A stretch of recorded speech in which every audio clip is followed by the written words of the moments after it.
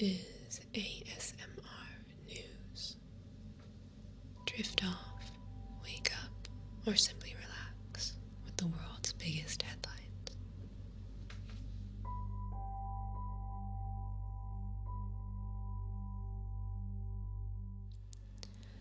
Thousands of Colombians protested the death of a father of two in police custody. Video shows the man begging, "Please no more," after he was pinned to the ground by police officers who shocked him repeatedly with a stun gun for more than 2 minutes. Dozens of police stations were set on fire or vandalized. At least 8 more people were killed, and nearly 400 were injured, according to the police, including 66 who had bullet injuries.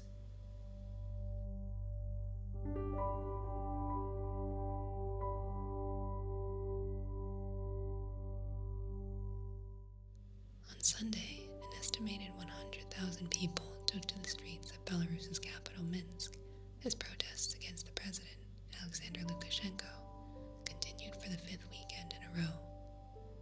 The large demonstrations come as Lukashenko is set to meet with Vladimir Putin for the first time since the presidential election on August 9th. Lukashenko's claim he won a landslide victory triggered the growing uprising against his 26-year reign.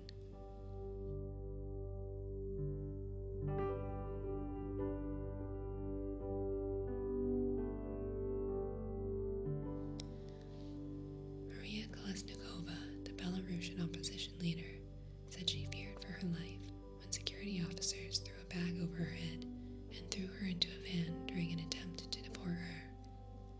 Through her lawyer, she said she was forced into a van and told that if she did not leave willingly, she would be removed alive or in bits. She had previously said she avoided deportation by tearing up her passport and throwing it out the window as the van approached the border. She is now seeking a criminal case against Belarusian security forces.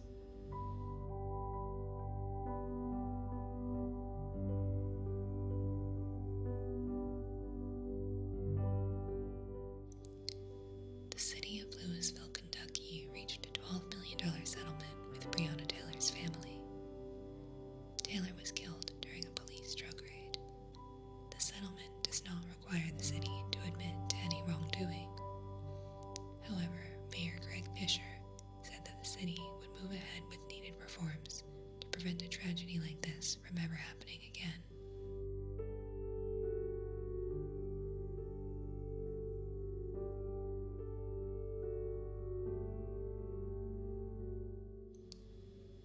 Houston Police Chief Art Acevedo fired 4 police officers as a result of an investigation into the fatal shooting of a 27-year-old man in April. The man, who was on the ground and appeared to be experiencing a mental health crisis, was shot 21 times following a 15-minute confrontation.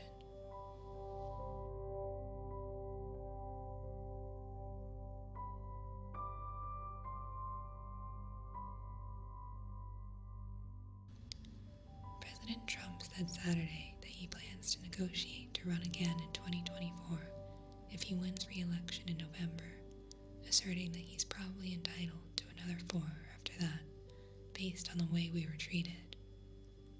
The 22nd Amendment to the U.S. Constitution limits the number of terms a president can serve to 2.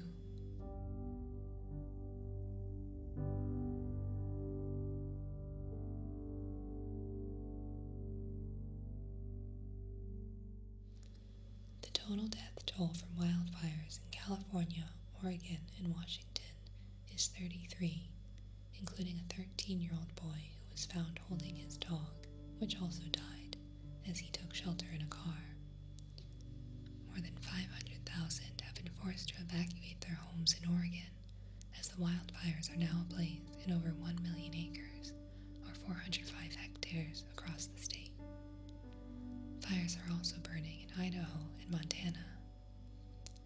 Dozens have been reported missing, and thousands of buildings have been destroyed in the fires that have been burning for weeks.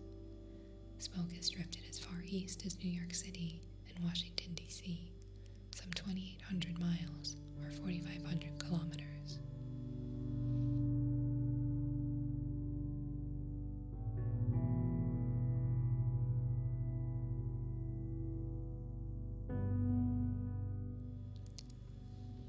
Governor Gavin Newsom said the wildfires in California demonstrate that the debate over climate change is over. He said the record heat waves and unprecedented fires were the sort of problems long forecast by scientists. President Donald Trump, a climate change skeptic, has said the main cause of the latest blazes is poor fire control measures.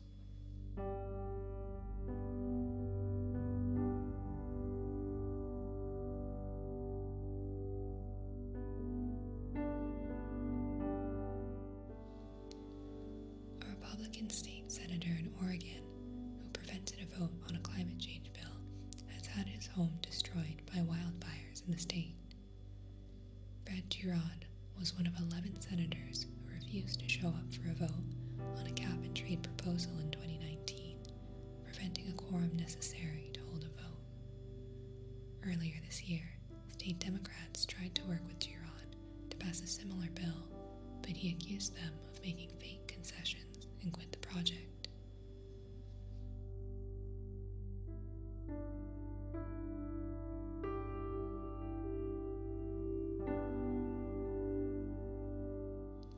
Greek police fired tear gas at a group of migrants on the island of Lesbos on Saturday.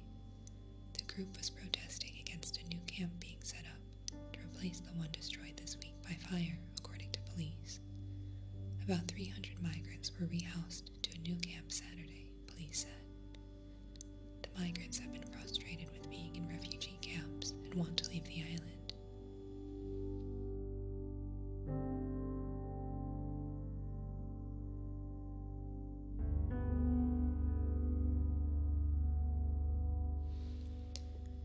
As tensions with Turkey rise, Greece announced it would buy 18 French Rafale fighter jets, 4 frigates, and 4 Navy helicopters. It also plans to add 15,000 soldiers over the next 5 years. Tensions have flared between Greece and Turkey over gas reserves in the eastern Mediterranean after Turkey sent vessels to conduct seismic research in disputed territorial waters.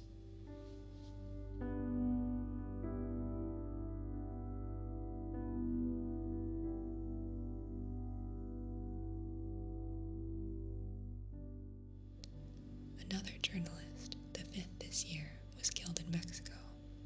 His body was discovered decapitated in Tensanapa, Veracruz. There is no word on the perpetrators, but he had been reporting on crime and security. Last year, 11 journalists were killed in the country, the highest worldwide, more than in war-torn Syria, where 7 journalists were killed.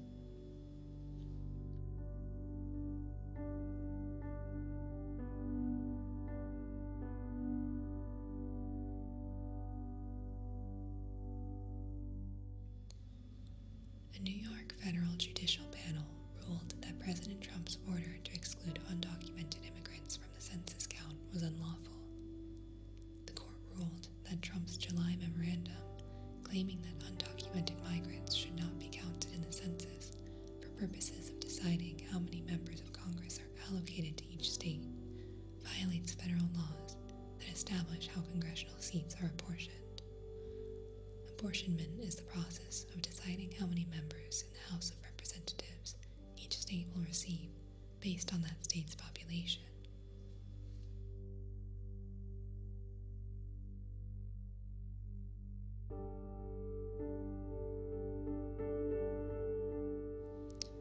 From 2017 to 2019, President Trump's businesses generated an estimated $1.9 billion of revenue, according to Forbes magazine. While he ceded management to his sons, he retained ownership of the assets after becoming president.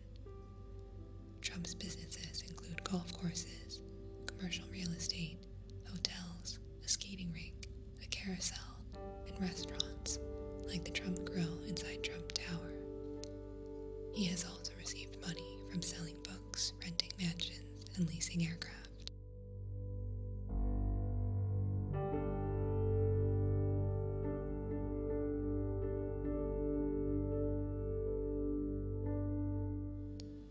February, Jane Fraser will become the first woman to lead a major financial institution in the United States when she becomes CEO at Citigroup, the third largest bank in the United States.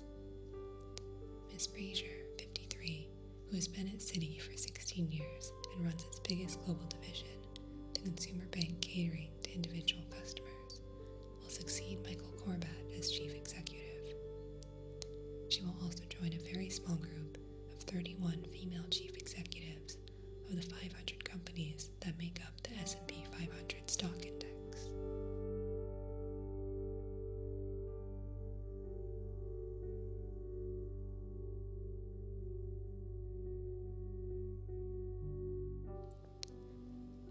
Rio Tinto chief executive John Sebastian Jacques will leave the Anglo-Australian mining giant by March over the destruction of 2 rock shelters in Western Australia that had been inhabited for 46,000 years. The sites, sacred to Indigenous Australians, were removed to gain access to iron ore. The company said Jack will lose $3.5 million in bonuses.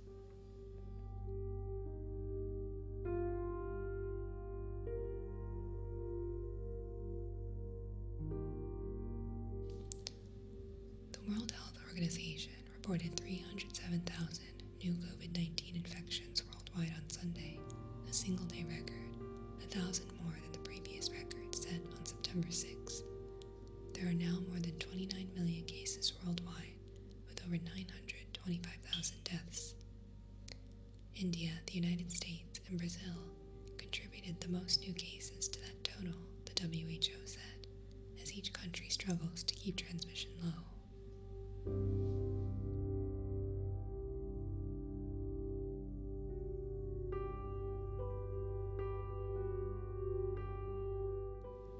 More than 10,500 coronavirus cases were reported in France on Saturday, a new daily record. As a result, fans will be banned from the finishes of Tour de France stages situated in coronavirus red zones.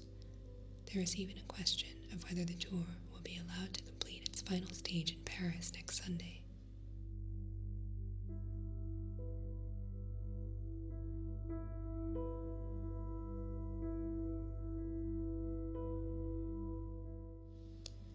There are now 7 coronavirus deaths and 176 confirmed cases linked to an indoor August wedding in Maine. Maine public health officials have traced outbreaks at a county jail and a rehabilitation center in the state back to the wedding after one staff member from each attended the wedding.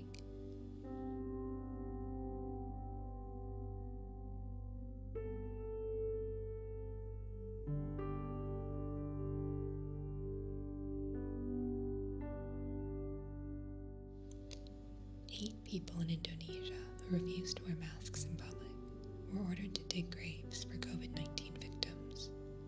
As Indonesia faces an uptick of COVID-19 cases, leaders in a district located in East Java established stricter enforcement of social distancing and mask-wearing policies. The district's leader proposed the punishment due to a lack of grave diggers in the area.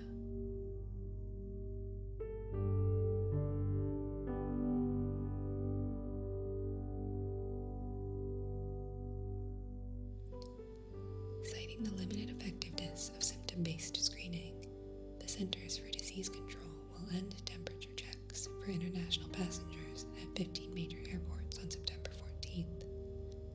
It will replace the current system with one it says is a more effective strategy that includes pre-departure, in-flight, and post-arrival health education, voluntary electronic contact information collection as proposed by some airlines, possible testing to reduce travel-related transmission risk, post-arrival recommendations for self-monitoring, including staying home for 14 days if arriving from a high-risk destination. The CDC said symptom-based screening has limited effectiveness because people who have COVID-19 may not show symptoms or fever when screened, or have only mild symptoms, also noting that asymptomatic transmission is possible.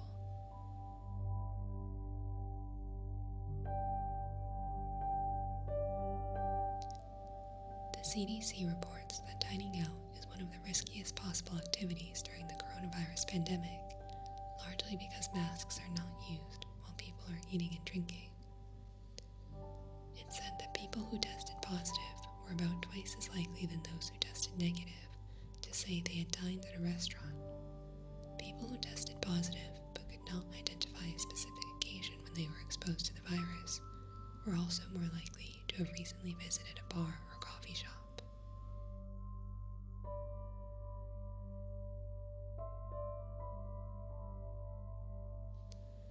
After investigation, Oxford University said on Saturday the trials of a COVID-19 vaccine being developed with AstraZeneca will resume after being paused due to a reported side effect in a patient in the UK.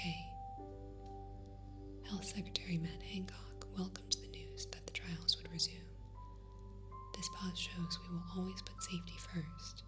We will back our scientists to discover an effective vaccine as soon as safely possible, he added.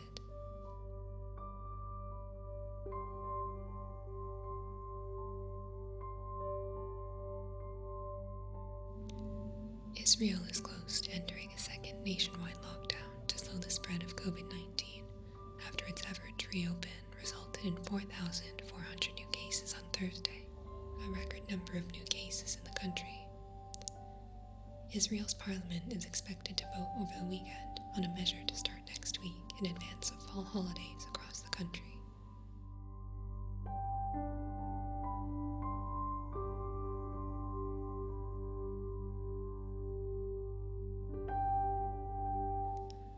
Online misinformation caused by political polarization threatens vaccination programs around the world.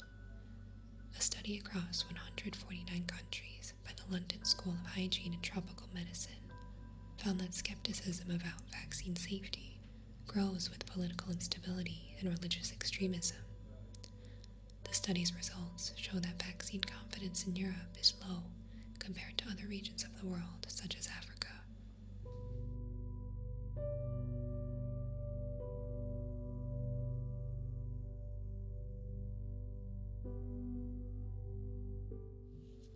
China approved the first phase of human testing for a nasal spray vaccine, the first trial vaccine for the coronavirus that does not require a needle injection. Previously, the intranasal spray method has been used to administer flu vaccines for people seeking an alternative to injections. The latest vaccine marks the 10th candidate from China to enter human trials.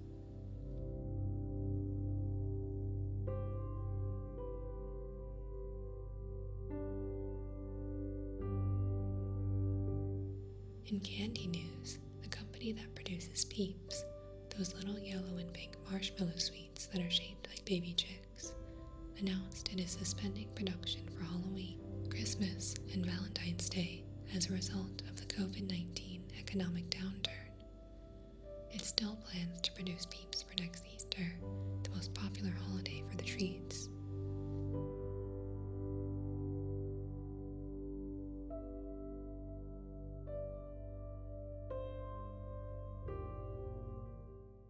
Boris Johnson proposed legislation this week to modify the Northern Ireland Protocol that would enable the UK to modify rules relating to the movement of goods and services between Ireland and Northern Ireland.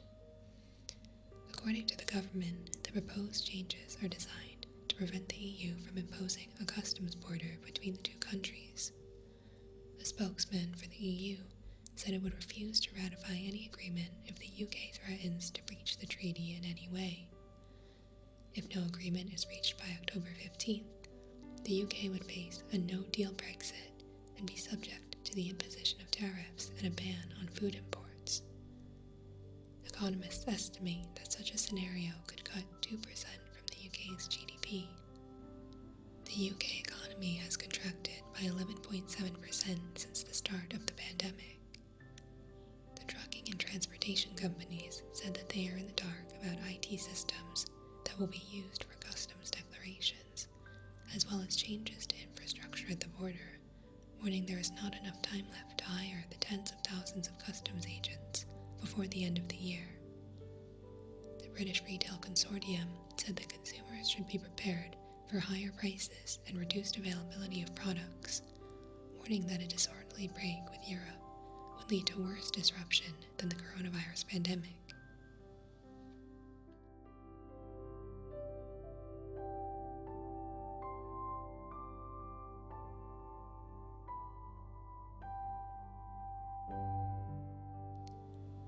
The Afghan government and the Taliban have started negotiations to end 2 decades of war that has killed tens of thousands. Negotiations will be held behind closed doors over issues that include a permanent ceasefire, the rights of women and minorities, the disarming of tens of thousands of Taliban fighters, the flag and the name of the country, either the Islamic Republic of Afghanistan or the Islamic Emirate of Afghanistan. Until now, the Taliban has refused to accept the Afghani government as legitimate.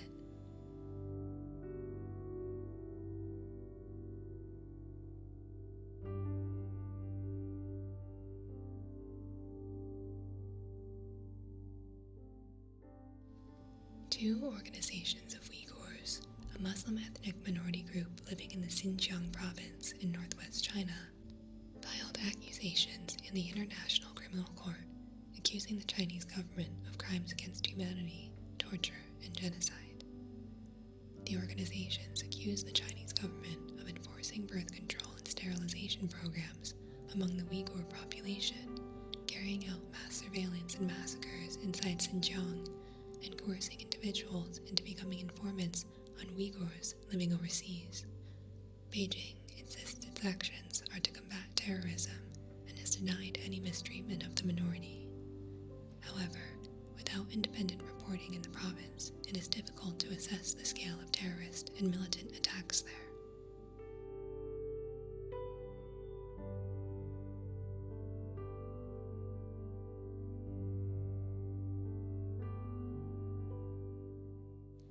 China and India agreed to take steps to restore peace and tranquility on their Himalayan border less than a week after a confrontation. The two countries agree that troops from both sides should disengage in these tensions. Further, 5 Indian nationals who went missing earlier this month after they strayed into Chinese territory have been freed, India's defense ministry says.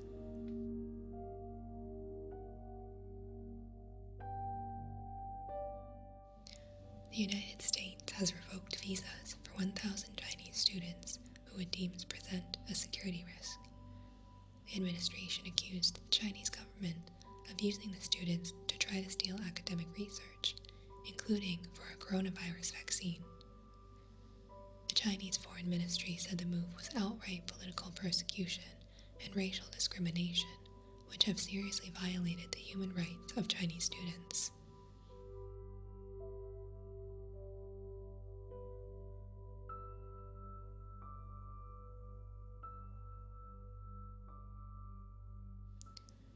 Despite appeals from around the world, Iran executed a wrestler accused of murdering a security guard during anti-government protests in 2018. Naveed Afkari, 27, said he had been tortured into making a confession. His lawyer said his client had been prevented from seeing his family before his death, as required under Iranian law. Amnesty International described Afkari's execution as a travesty of justice. The World Players Association, which represents 85,000 athletes worldwide, said he had been unjustly targeted for taking part in the protests and called for Iran's expulsion from world sport if it went ahead with the execution. US President Donald Trump also appealed for mercy, saying the wrestler's sole act was an anti-government demonstration on the streets.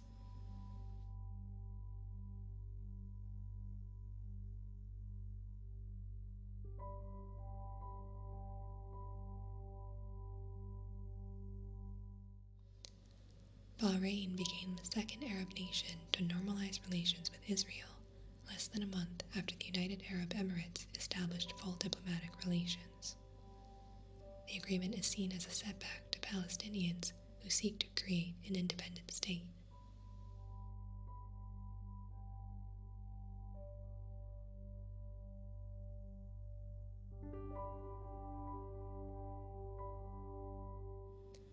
In science news, scientists are now trying to determine if there might be life on Venus after discovering phosphine gas in the planet's atmosphere. Phosphine, consisting of 1 phosphorus and 3 hydrogen atoms, is associated with microbes living in anaerobic environments, such as swamps and intestines. It can be produced industrially, but there are, of course, no industries on Venus. It can also be produced by volcanoes, but scientists don't believe there is enough volcanic activity on the planet to produce the concentrations they have identified. At the moment, the source of the gas remains a mystery until further observations, a space probe, or even an actual landing can produce additional data.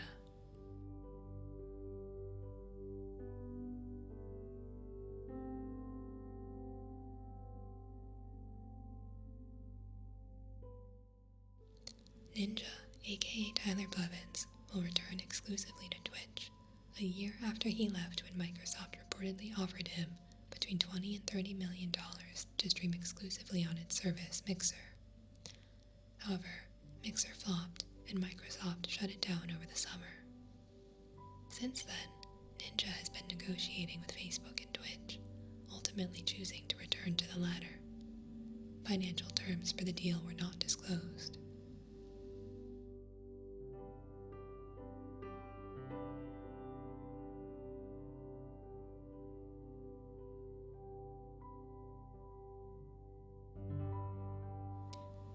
American muscle car buffs now have something that starts to rival Lamborghinis, McLarens, Aston Martins, and Ferraris. The $298,000 carbon fiber Shelby GT500 CR Mustang is now available to order, and if you order now, you'll only have to wait 12 to 18 months. It takes 2,500 hours to assemble. Each car starts with the original chassis from a 1967 or 1968 Ford Mustang and will be fitted with a supercharged 4 and 5-liter Coyote engine generating 1,000 horsepower and a 6-speed manual transmission.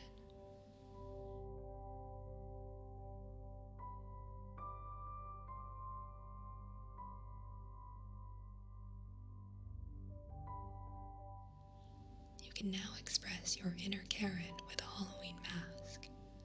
A Los Angeles artist has created two $180 Karen masks, one with an angry expression and another covered in warts, called Karen 19, in reference to those who downplay COVID-19 by refusing to wear masks. A Karen is a meme for a middle-aged white woman who assert their sense of entitlement. Many videos of Karens in action have gone viral this year. The exact origin of the meme is unknown, but it is believed to come from a Dane Cook comedy routine.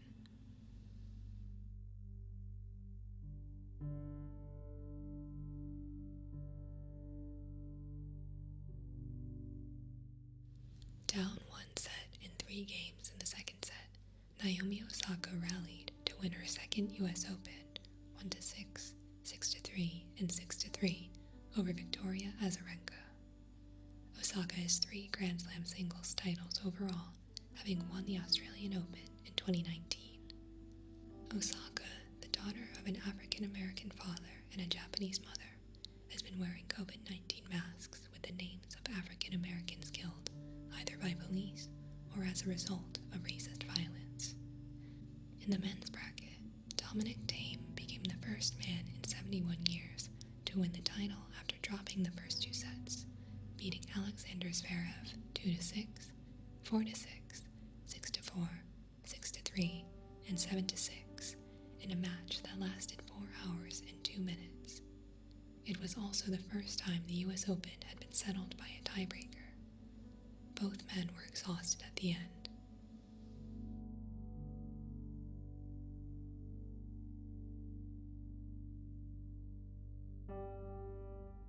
In the NBA, the Los Angeles Lakers reached the Western semifinals by beating the Houston Rockets 4-1 in their quarterfinal series and will meet the Denver Nuggets, who beat the Los Angeles Clippers 4-3. In the East, the Boston Celtics and the Miami Heat will vie for a spot in the finals.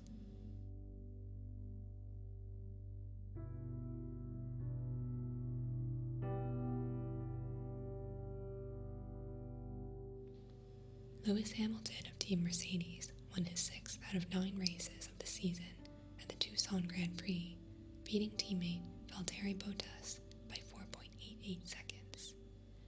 the race was marred by 2 red flags and the exit of 6 cars in the first lap.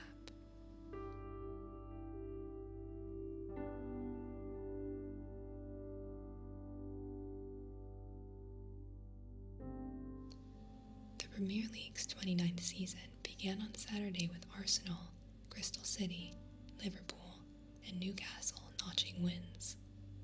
Leicester City and Everton won on Sunday, and Chelsea and Wolverhampton won on Monday. While I will try to report on important matches as the seasons of the various leagues progress, please let me know if there are any teams you would like for me to follow for future podcasts.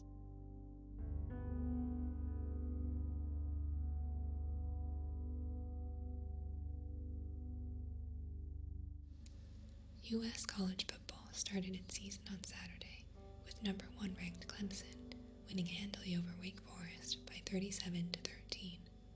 Several major conferences, including the Big Ten and the Pac-12, have postponed their seasons due to coronavirus concerns.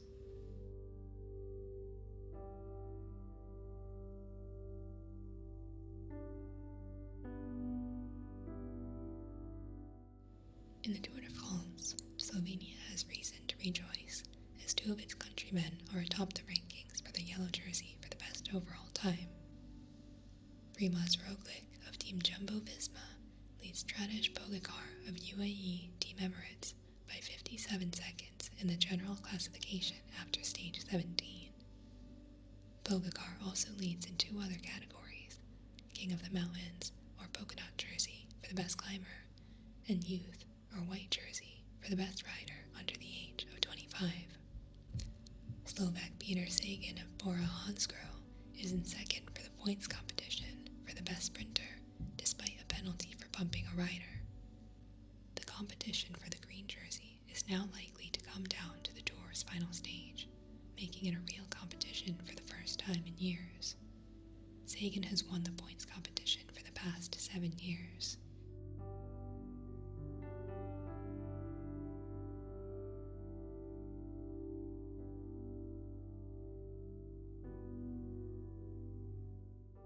UFC star Conor McGregor was taken into custody on Saturday by police in Corsica on sexual assault charges, an allegation he denies.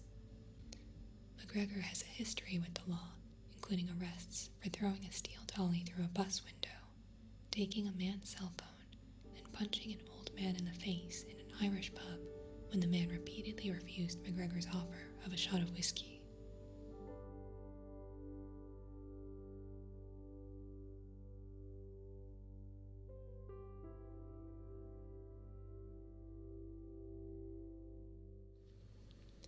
This is a